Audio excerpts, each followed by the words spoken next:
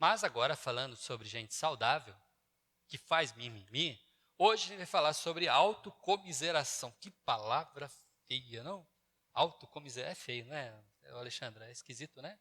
Autocomiseração. Eu vou explicar um pouquinho sobre o que é essa palavra, mas falando a respeito de mimimi e de quem tem essa coisa de se autocomiserar ou de ficar tendo peninha de si mesmo, é mais ou menos isso? Como que a gente pode dizer? Algumas pessoas são vítimas delas mesmas, justamente por se sentir assim. E não alçam voos maiores em sua vida por acharem que nunca chegarão lá. É aquela pessoa que nem presta o vestibular, porque eu não vou passar mesmo, é muito concorrido. Eu nem vou tentar aquela vaga de emprego, porque não vão me contratar. Nem vou começar a faculdade, porque eu não dou conta de acabar. Mais ou menos assim. A esse tipo de mimimi é preciso investir para ajudar a criar uma mudança pessoal rumo a novas realizações. A gente tem lidado com pessoas que fazem mimimi. Já fizemos isso, já esse é o quarto domingo já, e a gente está tentando de uma forma bíblica e prática lidar com cada tipo de pessoa. Hoje nós vamos tentar lidar com pessoas que têm dificuldades de avançar, têm dificuldades ou se limitam. Vamos então ter que explanar um pouquinho essa ideia. Agora a gente não pode confundir isso, tá? Não podemos confundir isso com pessoas que simplesmente não têm disposição psicológica, gente que está passando por dificuldade. Tem gente que não é que ela tem autocomiseração, sente miséria de si mesmo, não é isso. Ela está em depressão. Isso é uma outra situação. Ou pessoas que não têm aptidão, ela não gosta daquilo. Você vai falar assim, nossa, pastor Sandro, ele tem pena de si mesmo, né? Porque ele não joga futebol, não faz gol, acho que não consegue, por isso ele não joga. Eu não gosto mesmo, eu não gosto. Você já pensou em passar um final de semana inteirinho tricotando? Não, para mim é que nem jogar bola, eu não gosto, as coisas, não gosto, nunca gostei. Eu gosto de jogar xadrez, mas jogar bola não. O problema é que xadrez não faz muito bem para o físico, né?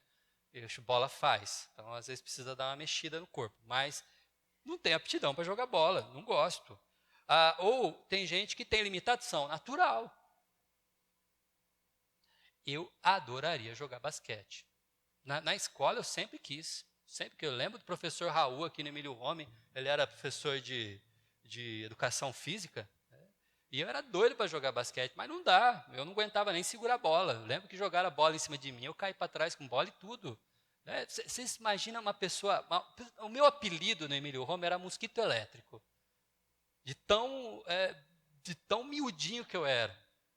De tão pequenininho que eu era. Eu era pequenininho, ainda eu tinha. Eu tinha aqueles barrigão inchado assim, né? De gente que tem verme. Então eu parecia uma laranja com 2 palitinhos de dente. Não dá jogar basquete? Como? Não tinha como. Eu não dava, era limitação natural.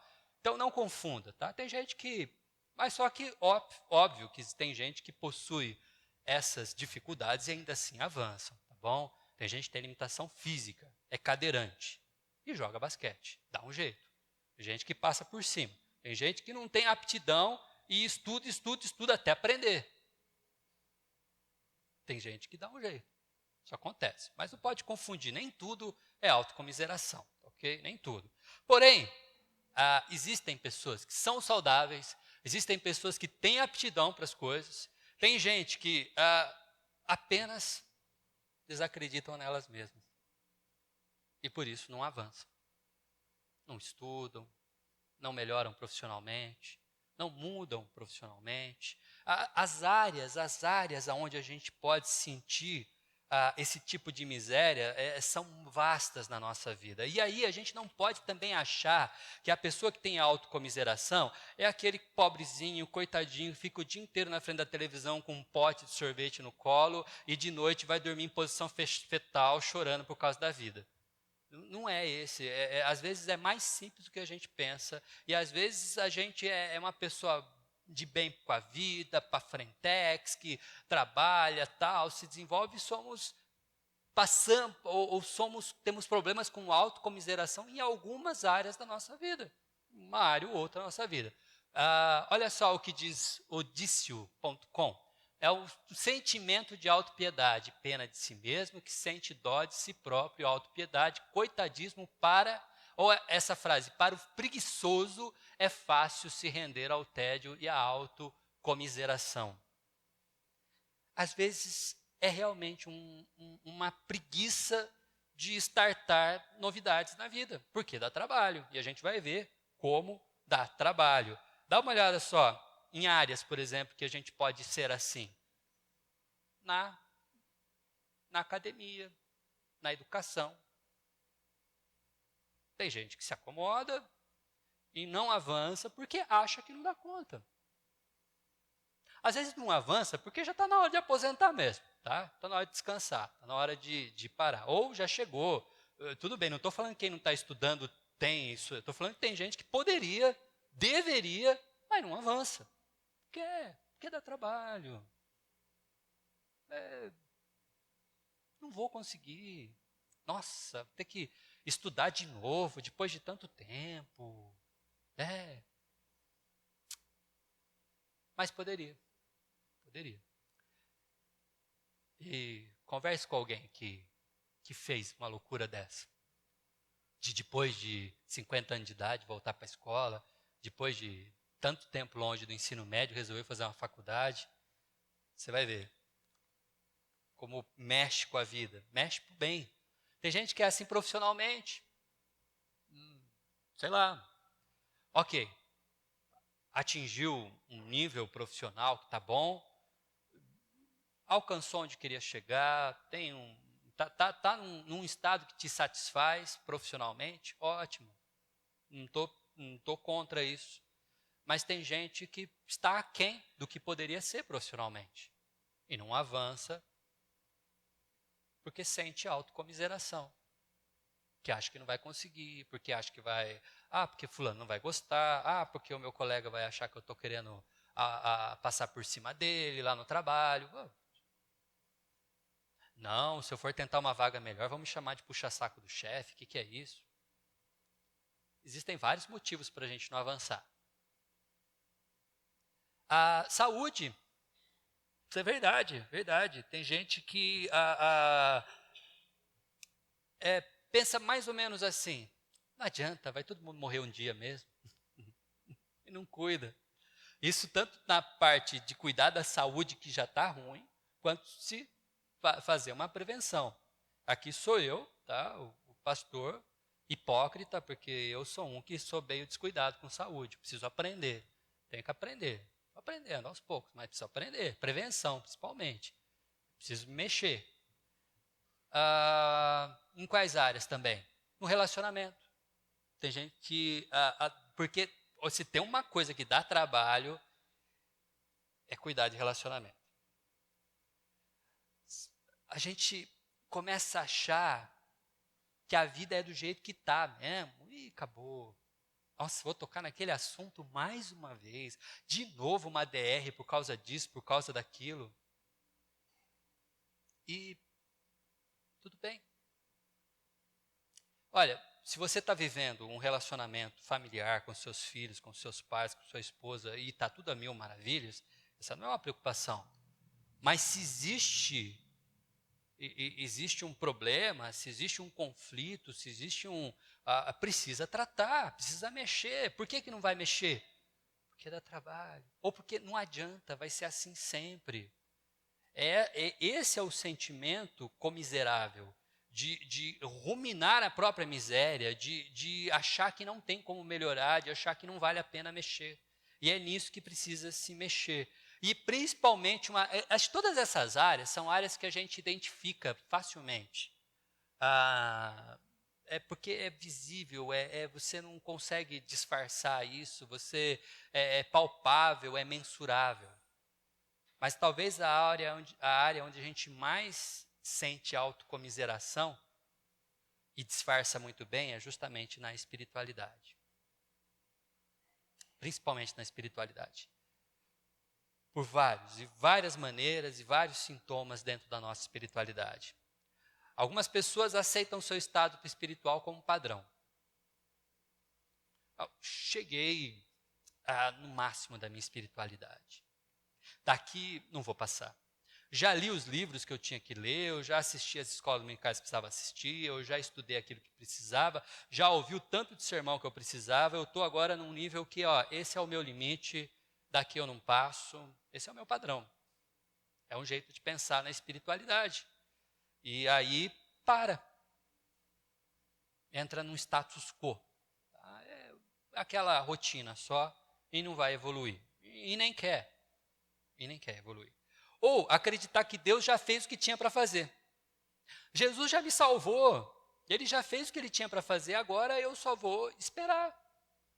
E agora, para que eu vou gastar tempo? Para que eu vou melhorar? Para que eu vou me dedicar? Porque o que tinha para fazer já foi feito. E isso é um pensamento bem limitado acerca da proposta do Evangelho para as nossas vidas.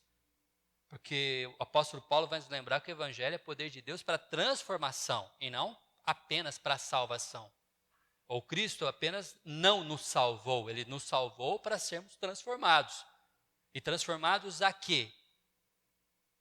A um discípulo, para sermos parecidos com ele. Esse é o propósito. Então, acreditar que Deus já fez o que tinha para fazer e não vai mexer mais na minha vida, é limitar um pouco da ação do próprio Espírito Santo em nós. Deus pode fazer muito mais a gente. Você pode evoluir espiritualmente, pode melhorar sua intimidade com Deus, existe muita coisa para a gente mexer. Ou, esse é o mais complicado, ele já gosta do jeito que está. Já está bom, não precisa mexer. Não, pastor, não, do jeito que eu estou, está tranquilo, ok, porque está fácil do jeito que está. Eu vou na igreja, acompanho, quando eu gosto eu fico, se eu não gosto eu dou um tempinho, mas aí quando alguém pergunta, você é cristão? Sou crente. E eu respondo assim, então eu dou uma aliviada, porque afinal de contas eu sou, mas o jeitão meu de viver está assim, tá legal, para mim está bom, se para Deus não está bom, o problema é dele, para mim está. Ou, tem gente que crê que só falta já esse mundo jaz, maligno, está do jeito que está tudo perdido mesmo, então, quer saber? Estou no bonde. Mas agora, o pior deles é o que a Zezina que conta, né? A Zezina comenta, é estar sob o efeito do demônio da porta. Esse é o pior dos quadros, esse é o mais estranho. Ela explica isso numa palestra que ela dá, ela conta, o demônio da porta é como se fosse um demônio que fica na porta da igreja. Lá para fora da igreja, o cara é excepcional. Excepcional. Ele dá aula, ele faz as apresentações na empresa, ele lidera, ele cuida, ele gerencia a gente, ele tal. Na hora que ele entra na igreja, o demônio da porta pega ele, e aí ele só senta no banco e assiste. Precisamos de alguém para cuidar disso aqui. Não, eu só venho só mesmo para acompanhar o culto. O cara, a família no final do ano, assim, enfeita a casa dela com luzes, com neon, por causa do Natal, não sei o que lá. Vem até gente fotografar, sabe? A gente abre a casa até para visitação. Aí você chama para enfeitar a igreja, aí coloca mais luzinhas de Natal aqui, outras ali, tá bom, né? Para a igreja mesmo, Deus vai ficar contente. Demônio da porta. Demônio da porta, a gente daqui para fora é excelente. Na hora que entra na igreja, demônio da porta puxa tudo que tem de bom e a gente não quer, tá bom do jeito que tá. Vale a pena fazer melhor. São tipos de comiseração. Mexe com a gente. Mas como fazer? Como lidar com isso? Quem vive com autocomiseração, e aqui entra um equívoco muitas vezes que acontece, acha que precisa de autoajuda. Precisa de uma motivação interior, precisa de um movimento, precisa de uma vontade única que fomente você de dentro para fora e te faça querer melhorar. E eu digo que não. Quando eu leio a Bíblia, eu descubro que a gente precisa de uma outra ajuda, e não de autoajuda, ajuda de outro, ajuda de alguém de fora, alguém que intervenha, alguém que invada, alguém que mexa, alguém que olhe, alguém que cutuque, alguém que te empurre de alguma maneira. Pessoas que olham para a nossa vida e não se conformam, às vezes, com a situação em que estamos. E que, por nos amar, sabe que podemos melhorar. E então, intervém de alguma maneira. Eu quero mostrar isso através de um texto bíblico que eu trabalhei em julho de 2017, mas se você quiser pegar o áudio daquela mensagem e comparar com essa, vai ver que é só o texto bíblico que coincide, com exceção de algumas exegeses que eu já tinha feito. É óbvio, eu sempre aproveito. Mas a aplicação é completamente outra. Tá? Naquela mensagem de 2017, eu tinha falado sobre identidade. Nessa aqui eu quero falar, eu foquei praticamente num personagem. Nessa aqui eu vou focar no outro personagem. E vou pegar a ação do outro personagem para a gente. E o texto diz assim: certa ocasião, Davi perguntou: resta ainda alguém da família de Saul a quem eu possa mostrar lealdade por causa da minha amizade com Jonatas? Lembramos que Davi, rei de Israel agora, depois de um conflito com Saul, assumiu o trono. A gente tem noções e tem detalhes desse conflito, de tudo que havia acontecido, não só em 2 Samuel, mas também em Crônicas, no livro de Crônicas. A gente tem mais detalhes. 1 Crônicas 8, principalmente, vai trabalhar bastante disso, e é um texto correlato a essa cena que a gente está lendo aqui. Então chamaram Ziba, um dos servos de Saul, para apresentar-se a Davi, e o rei lhe perguntou: você é Ziba? Sou teu servo, respondeu ele. E perguntou Davi: resta ainda alguém da família de Saul a quem eu possa mostrar a lealdade de Deus? E respondeu Ziba: ainda há um filho de Jonatas, aleijado dos pés. Onde está ele? Perguntou o rei. Ziba respondeu: na casa de Maquir, filho de Amiel, em Lodebar. Então o rei mandou trazê-lo de Lodebar. Quando Mefibosete, filho de Jonatas e neto de Saul, compareceu diante de Davi, prostrou-se, rosto em terra. Mefibosete? Perguntou Davi. E ele respondeu: sim, sou teu servo. Não tenha medo, disse Davi, pois é certo que eu tratarei com bondade por causa da minha amizade com Jonatas, seu pai. Vou devolver-lhe todas as terras que pertenciam ao seu avô Saul, e você comerá sempre à minha mesa. Mefibosete prostrou-se e disse: quem é teu servo para que te preocupes com um cão morto como eu? Então o rei convocou Ziba e disse-lhe: devolvi ao neto de Saul, seu senhor, tudo que pertencia a ele e à família dele. Você, seus filhos e seus servos cultivarão a terra para ele. Você trará a colheita para que haja provisões na casa do neto do seu senhor. Mas Mefibosete comerá sempre à minha mesa. Ziba tinha 15 filhos e 20 servos. Ou seja, tudo isso, esse pessoal todo agora era um staff para trabalhar serviço de Mefibosete. Então Ziba disse ao rei: o teu servo fará tudo o que o rei, meu senhor, ordenou. Assim Mefibosete passou a comer à mesa de Davi, como se fosse um de seus filhos. Mefibosete tinha um filho ainda jovem chamado Mica, e todos os que moravam na casa de Ziba tornaram-se servos de Mefibosete. Então Mefibosete foi morar em Jerusalém, pois passou a comer sempre à mesa do rei, e era aleijado dos pés. Bom, o que a gente aprende nesse texto, e é bom a gente montar a figura de Mefibosete, porque afinal de contas a gente vai perceber que ele tem dificuldades, e por isso há um estado de autocomiseração em algumas áreas da vida dele, não em todas, mas em algumas áreas.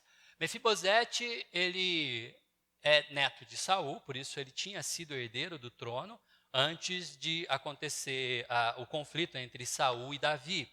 E ele, por causa do conflito, perdeu o pai, perdeu o avô e se tornou órfão. O lugar que Mefibosete morava se chamava Lodebar. Lodebar significa lugar de esquecimento, ou lugar de anonimato, onde as pessoas vão para serem esquecidas, para serem deixadas. Então, ele estava acomodado no lugar do esquecimento. Era o estilo de vida que Mefibosete escolheu para si e assumiu que assim estava bom. Eu vou ficar no lugar do esquecimento. aqui ninguém mexe comigo. Até então, Davi, na concepção de Mefibosete, era inimigo do vô dele. Então, Mefibosete ele não tinha a menor intenção de se aproximar de Jerusalém e do reino, porque ele se entendia como alguém fugitivo também. Ele saiu fugido. Aliás, o texto de 2 Crônicas 8 vai mostrar o momento em que ele saindo, fugindo de Jerusalém no colo da babá, porque ele tinha 5 anos de idade, é quando ele cai e quebra as pernas na queda, né? E por isso, então, ele era aleijado dos pés. Ele vivia de favor. A casa onde ele morava, o dono da casa onde ele morava era Maquir. Os nomes e seus significados, né, fortes no hebraico. Maquir significa vendido. É como se esse homem ele recebia algum benefício para ter criado e ter cuidado de Mefibosete. Ele não era família de Mefibosete. Ele não amava Mefibosete. Ele simplesmente fazia aquilo porque ele era alguém que fazia por obrigação. E Mefibosete, então, era aleijado dos pés. O texto vai nos dizer também que Mefibosete era pai de família. Ele casou-se e tinha filho. Tinha um filho moço ainda. Mas ele é alguém que não tinha mais consigo a veia real. Ele não se sentia mais de sangue azul. Por isso, quando ele chega na frente de Davi, ele se prostra. Ele se prostra diante do rei. E ainda ele se via como um cão morto. Esse era o significado dele mesmo. Ele disse para Davi: por que você vai se preocupar com um cão morto como eu? Essa palavra cão morto, ela não só no português ela tem um significado terrível, mas no hebraico maior ainda, porque a gente está falando de duas coisas que o judeu abomina. A primeira delas é o cão. Os cachorros não eram animais de estimação, eram animais desprezíveis para o judeu. Não é à toa que você vai ler na Bíblia, por exemplo, situações trágicas como a morte de Jezebel, culmina num fim trágico. Qual? Os cães comeram seus ossos, para dizer o quanto a morte dela foi desgraçada. Para dar essa tensão terrível. Mas como se não bastasse ele se comparar a um cão, ele cita um cadáver que era intocável. O judeu que tocava num cadáver se tornava impuro. Ele não podia se apresentar diante de Deus, ele não podia tocar nas pessoas, ele não podia entrar na cidade santa, nem entrar, nesse caso aqui, nesse período ainda, no tabernáculo. Não. Se tornava impuro. Ou seja, Mefibosete se vê como uma maldição. Ele se enxerga como alguém maldito. Talvez ele tenha aprendido da babá, na casa onde ele cresceu, onde as pessoas necessariamente não o amavam, porque estavam lá sustentando e cuidando dele por obrigação. Aprendeu que aquilo que aconteceu com ele era por culpa do que o avô dele fez, e você tinha esse maniqueísmo presente na vida e no folclore judeu, de você passa por dificuldades por causa do pecado de alguém, isso que você está passando é por causa de algo, é uma maldição, e isso tudo ele cresceu ouvindo, cresceu sabendo e pensando, e talvez ele cresceu sendo humilhado por causa disso. E agora Mefibosete, na presença do rei, se apresenta como alguém insignificante e desprezível. Essa é a concepção dele mesmo. Ele é alguém que tem problemas de autoestima e por causa disso sente autocomiseração. Mas como eu disse para vocês, para a gente tratar da autocomiseração de alguém, não adianta você dar livro de autoajuda, não adianta você mandar frases de conforto, não adianta você ficar lembrando ela de que ela pode, que ela consegue, isso não resolve. É preciso ter uma ação de autoajuda, alguém que vem de fora para dentro da vida da pessoa. E se você conhece pessoas que vivem em situações de autocomiseração, seja em qualquer área da vida. E como eu disse, não enxergue alguém assim como alguém depressivo, sempre mal-humorado. Não, às vezes é um cara muito bem com a vida, uma pessoa que está tudo em ordem, mas existem áreas da vida que ela não quer tratar. O cara dispara profissionalmente, sabe, fez todos os títulos que precisava, o cara que cuida de tudo da saúde e tal, tem todas as áreas, mas não acerta em casa. Está tudo ruim. Você conhece a pessoa e já faz anos que não desenrola, não senta, não trata. Você está enxergando, está vendo, está ruindo a família, o casamento, os filhos. Alguém de fora precisa vir dar um chacoalhão.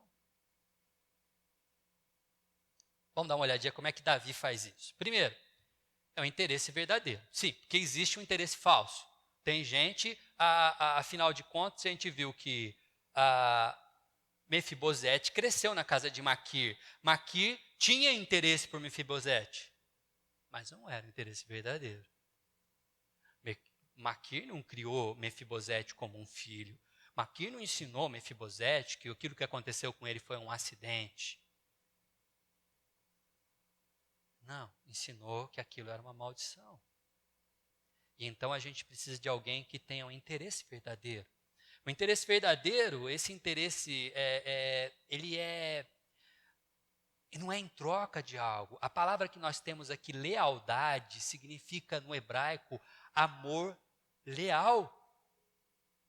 Por causa de um amor leal com Jonatas, Davi procurava alguém, procurava filhos de Jonatas, da casa de Jonatas, para abençoar. Certa ocasião, Jesus perguntou: resta ainda alguém da família de Saul a quem eu possa mostrar lealdade por causa da minha amizade com Jonatas?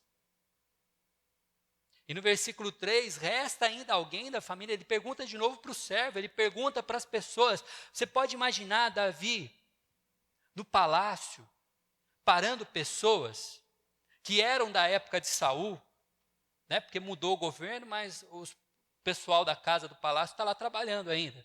A turma está lá. Então ele sai perguntando: viu, você é da época de Saul? Você conhece gente da família de Saul?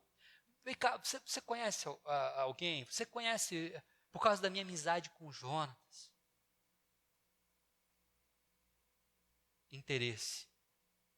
É um interesse verdadeiro. É um interesse que não demanda troca, não demanda contribuição paralela, não demanda constrangimento, é voluntário. Davi procura alguém para abençoar. Davi, ele quer achar alguém para abençoar. Ele não está ganhando nada, ele não está tirando foto e postando, ele não está se pintando de alguém que faz o bem, ele não está fazendo filantropia para ter desconto no imposto de renda, ele está simplesmente interessado em ajudar alguém. Pessoas que fazem diferença na vida de quem passa por dificuldades e sente autocomiseração, são pessoas que amam com lealdade, ainda que seja por causa de Jonas. Às vezes você não ajuda a pessoa por causa dela mesmo. Porque às vezes a pessoa, por quem você conhece, pelo que você sabe, pelo que você já ficou sabendo ou experimentou, nem merece. Fala, vou ajudar fulano. Mas por causa do pai dele, que era meu amigo. Sabe? Mas por causa da irmã, que eu conheço bem, eu sei que ela está sofrendo por causa disso. Olha, mas por causa do que Cristo já fez na minha vida, eu não posso ficar parado. Às vezes a motivação não é a própria pessoa, mas é algo que está ao redor. E se nada que está envolvido com a pessoa te motiva a ajudar pessoas, aquilo que Cristo fez por você deveria, no mínimo, te mover a estender a mão, a estender o braço. Não precisa abraçar o mundo inteiro. Mas às vezes uma pessoa, às vezes um colega de trabalho, às vezes um amiguinho da escola, Às vezes alguém da família, alguém lá do bairro. Existem pessoas precisando do teu interesse. Existem pessoas precisando da tua preocupação. E no caso de Mefibosete, havia Davi. Mas ainda, só interesse não vai ajudar, não adianta nada, né? Tenho interesse por vocês, gosto muito de vocês. E por isso, imagino que talvez vocês também estejam com sede. Eu vou orar por vocês, para Deus mandar água, tá bom? Porque eu gosto de vocês, tenho interesse. Às vezes não adianta você só ter interesse, às vezes tem que fazer algo. E aí você tem que intervir. Intervir é um trabalho. Intervir significativamente na vida das pessoas demanda.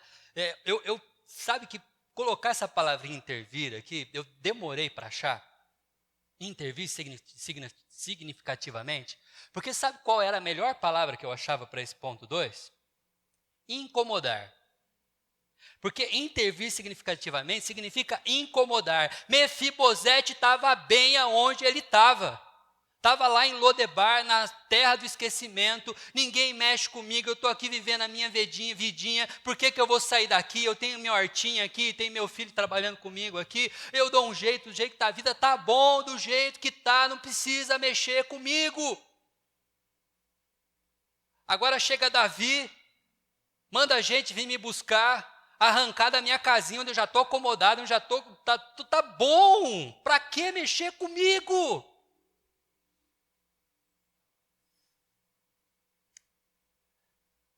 Vão te chamar de chato, vão te chamar de intrometido.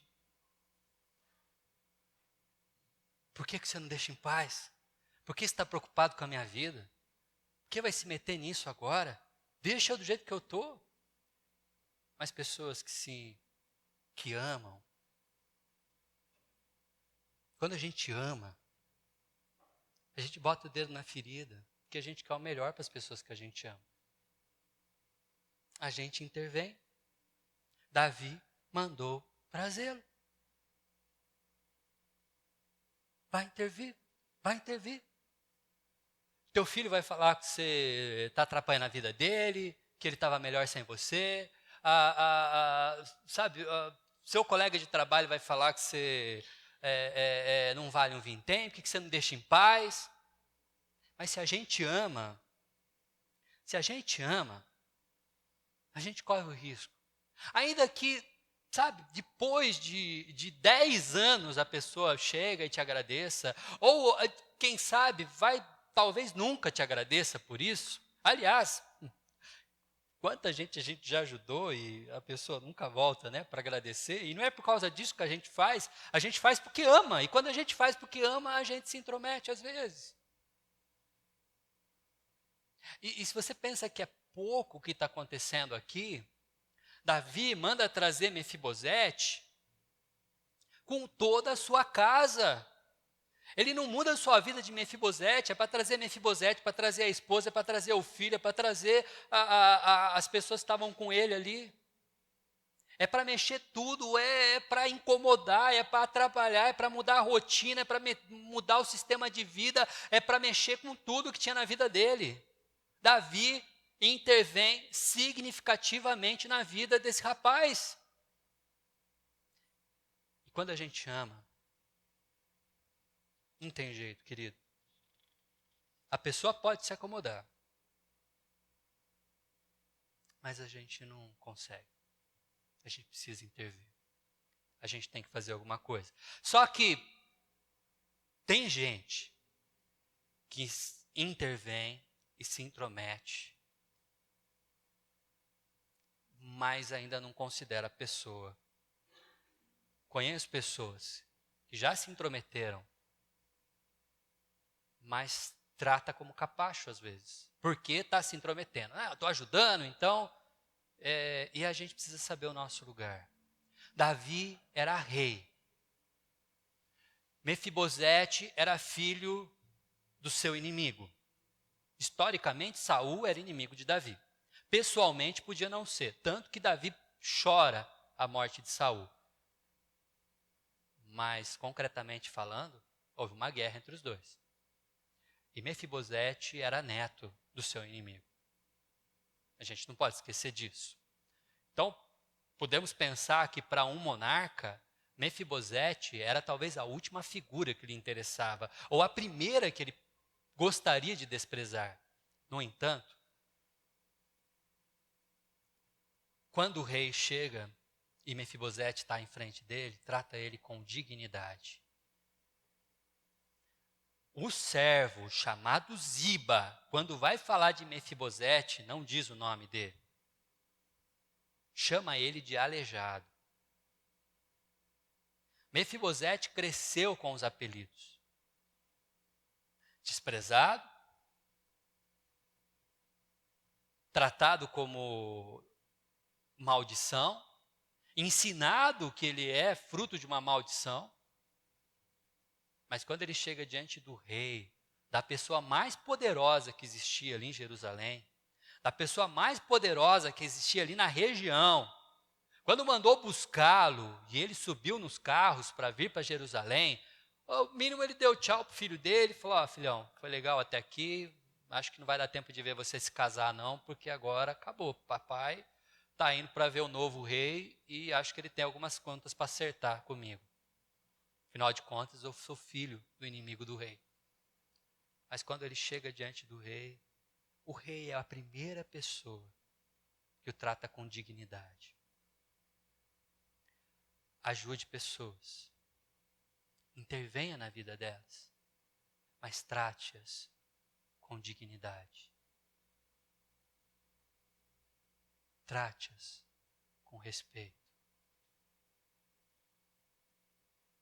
Davi não está só elevando a autoestima de Mefibosete. Davi está tratando Mefibosete como quem ele é de verdade. Ele tem nome, ele tem história, ele tem família. Ele não é um Zé Ninguém. Ele não é desprezível. Ele não é um incômodo. Ele é Mefibosete.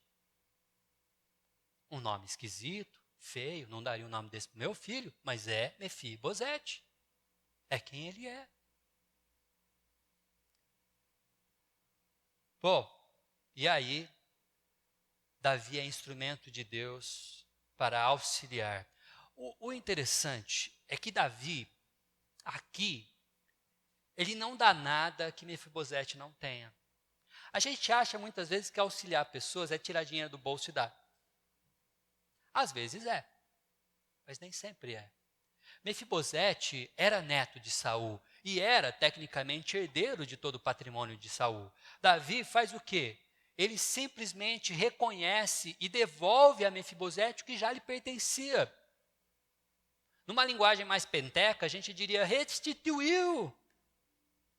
Restituiu. Davi é instrumento de Deus para que Mefibosete tivesse de volta o que era seu. O auxílio de Davi aqui foi justamente esse, podendo. Ele reconhece tudo aquilo que pertencia a esse rapaz. Nem todo o auxílio significa colocar a mão no bolso. Nem todo o auxílio significa doar coisas. Embora essas coisas também façam parte de auxílio, tem gente que a gente precisa às vezes, não tem jeito. Tem que comprar uma cesta básica, tem que pagar uma conta de luz, tem que... Às vezes é. Mas às vezes é você ser a ponte entre o que a pessoa está precisando e ela não quer alcançar porque acha que não consegue. Teu filho acha que não passa no vestibular? Ué, senta e estuda com ele. Relembra como é que era o ensino médio. Mostra para ele que dá. Ajuda. Seja um auxílio. Seu pai está achando que não vai dar conta de caminhar toda manhã? Acorda cedo, tira da cama, vai caminhar com ele. Seja um auxílio.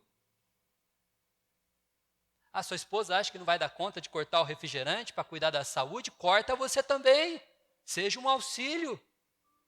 Né? Essa é a coisa mais terrível que tem, né? A esposa precisa cortar o refrigerante, está querendo dar uma melhorada, aí o maridão chega com Coca-Cola gelada na hora do almoço, né? Aí só ele toma e ela fica olhando. Não, não faz isso, né, querido? Pelo amor de Deus, tá? Auxilia, acompanha. Tem que estar junto. Tem que estar junto. Seja um auxílio. Eu acho que eu dei um exemplo horrível aqui, né? Porque todo mundo, um olhou para o outro, deu risada. Eu contei mais do que devia. Mas olha só, atue. A verdade é que o exemplo de Davi nos mostra que a gente precisa atuar. Atuar aonde Deus permitir. Presta atenção como é que termina o texto. O texto mostra por 3 vezes a mesma frase, mas em contextos diferentes. Mas Mefibosete comerá sempre a minha mesa. Primeira vez que fala que Mefibosete comerá a minha mesa, fala logo após uma adversativa. O que tem antes dessa adversidade? Está lá escrito: você e seus filhos, seus servos, cultivarão a terra para ele. Você tratará a colheita para que haja provisões na casa do neto do seu senhor. Mefibosete agora tem renda. Mefibosete tem terra. Mefibosete tem fazenda. Mefibosete tem casa. Mefibosete tem praticamente uma equipe trabalhando para ele, uma microempresa. Afinal de contas, Ziba tinha bastante filhos, bastante servos, e todos eles trabalhavam para Mefibosete. Ou seja, de um cão morto ele passou a um microempresário de pelo menos 30, 35 pessoas ali trabalhando para ele. Me diga uma coisa, alguém nessa condição precisa de uma marmita? Precisa de um lugar para almoçar? Alguém que tem uma microempresa, alguém que tem seu próprio negócio agora, tem uma fazendinha, tem lá o pessoal trabalhando para ele, trabalhando na terra, levando comida todo dia para ele, precisa de um lugar para almoçar? Por isso que tem um mas.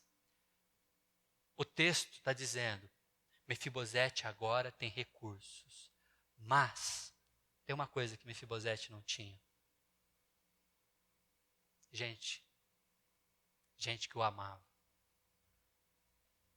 Gente que aconselhava ele. Gente que dizia para ele: Mefibosete, isso não é maldição, cara. Não é para sua vida ser assim tão ruim, não. Gente que ouvia ele. Gente que dava atenção para ele. Agora Mefibosete é amigo do rei. Olha onde mais Davi atua. A mesma frase num novo contexto. Assim, agora a conclusão, Mefibosete passou a comer na mesa de Davi como se fosse um dos seus filhos. Mefibosete era pai de um menino, mas ele nunca foi filho, porque o pai dele morreu quando ele tinha 5 anos de idade.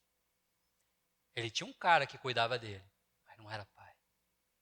Agora Mefibosete tem pai, tem alguém que cuida dele, tem alguém que protege ele se precisar, tem alguém que faz isso porque o ama e não porque ganha dinheiro para cuidar dele. Mefibosete saiu de um babá marmanjão que só ganhava dinheiro com ele, para agora ter família que o ama e cuida dele. Atue aonde Deus permitir. E ainda, então Mefibosete foi morar em Jerusalém, pois passou a comer sempre à mesa do rei. De novo, comer à mesa do rei. Em que contexto? Mefibosete sai da terra do esquecimento. Mefibosete sai do lugar de ser ignorado. Mefibosete sai da cidade aonde era para ele estar acomodado e largado, para agora vir para Jerusalém, para vir para um lugar onde há esperança, para vir para um lugar aonde o tabernáculo está, para vir para o lugar onde Deus é adorado, para vir para o lugar onde os sacerdotes trabalham, para vir o lugar aonde o sacrifício é feito. Por quê? E passou a comer à mesa do rei. A mesa de Davi trouxe para o Mefibosete amizade, família e comunhão com Deus. Esse é um sujeito que passava por muita autocomiseração e precisou de alguém de fora que viesse olhar para ele. Precisou de alguém de fora que viesse cutucar ele, que viesse dizer que, tua vida pode ser melhor, precisa mexer aqui, tá cômodo demais. Precisou alguém de fora para vir, tá bom, então eu vou te ajudar. Eu vou estender a mão. Eu vou ter teu parceiro aqui. Eu vou contigo. Agora, só para você guardar e levar isso para casa, tá bom? A gente refletir. Podemos, talvez, reconhecer que na história, todos nós também somos miseráveis? Somos sim. A palavra de Deus vai dizer que todos nós somos pecadores. E se na nossa vida natural isso não aparece, porque vivemos num contexto novo na nossa história, na eternidade, isso aparece muito bem. Foi preciso que Cristo fosse a nossa outra ajuda. De fora para dentro, Ele nos procurasse. De fora para dentro, Ele nos resgatasse. De fora para dentro, Ele intervisse em nossas histórias. De fora para dentro, Ele nos alcançasse. Ainda que a nossa transformação aconteça de dentro para fora, do coração para o nosso exterior, é de fora para dentro que Cristo chega até nós. Reconhecer isso tem que provocar uma mudança na sua vida. Agora, que tal pedir a Deus para que mova os nossos corações na direção de pessoas que possam precisar do nosso interesse, da nossa intervenção, do nosso cuidado e do nosso auxílio? Não precisa ser todas as pessoas. Não precisa ser todo o seu bairro. Não precisa ser toda a sua família.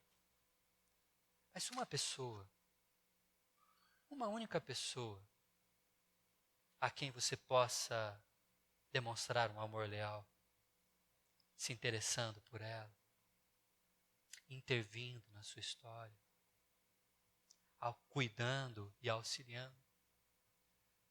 Assim como Davi, que Deus possa usar você para que você atue nas áreas em que Deus permitir e que você possa fazer diferença nessas pessoas. Quem sabe trazê-la à mesa do Senhor para que ela também faça parte dessa grande família, amém? Que Deus possa abençoar sua vida. Que Deus possa abençoar a todos nós.